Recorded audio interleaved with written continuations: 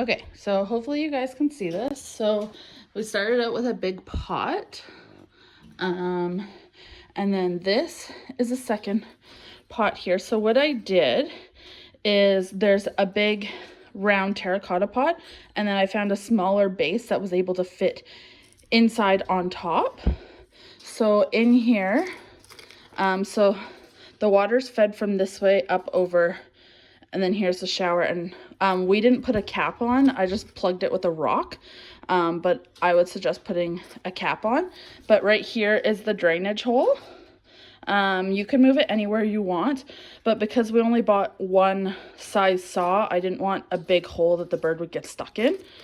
So we put it over here so that it was partly under this and partly under the rocks. The rocks are also there to kind of just hold everything in place and hold everything down. So underneath here, if I can very gently lift this, you will see the pump. And I don't know if you can see that.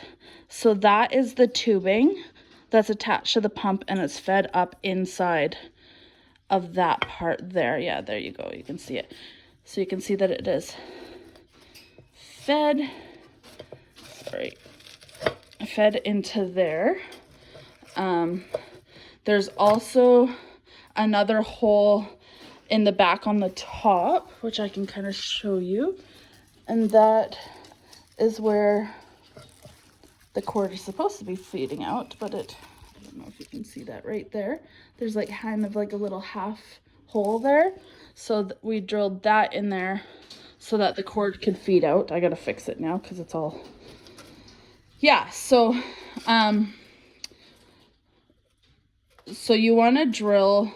One thing we didn't do properly is we drilled the hole big enough for the tube, but not big enough for the PVC pipe. I would highly recommend drilling this hole that feeds the water at the very least big enough for the PVC pipe, and cut it a little bit longer and try to sink that PVC pipe down as long as it can, so that it's a little bit more stable. But this is stable enough for, like I said, my guy's just a lovebird. I wouldn't suggest it being stable enough for like a much larger of a bird. You could probably get away with like a cockatiel or like a conure on there, but anything much bigger is probably too heavy. So in the center here, underneath here, is another upside down pot. So when I bought the pots, I bought these ones, and the one that's upside down is a really cheap, just like kind of nursery pot. It's one of those cheap ones that you buy to like start flowers and stuff in that you know you're just going to throw out. So it is upside down in the middle, and then around the outside we put bark mulch. You could also put rocks or whatever, but you need to put some sort of drainage around the outside. And then we did the dirt, and we only did it as high as that inside center. I can't lift it because it's full of water, but only as high as that inside center pot. And the reason I did that is because there's no way to empty this. You have to take it out in order to empty it, clean it out, and refill it with clean water. So that's why we didn't fill the dirt up as high as this is, or even as high as the outside of the main pot. It's actually a little bit lower.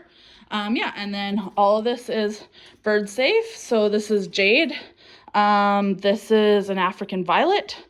This is an aloe, and then the rest are spider plants.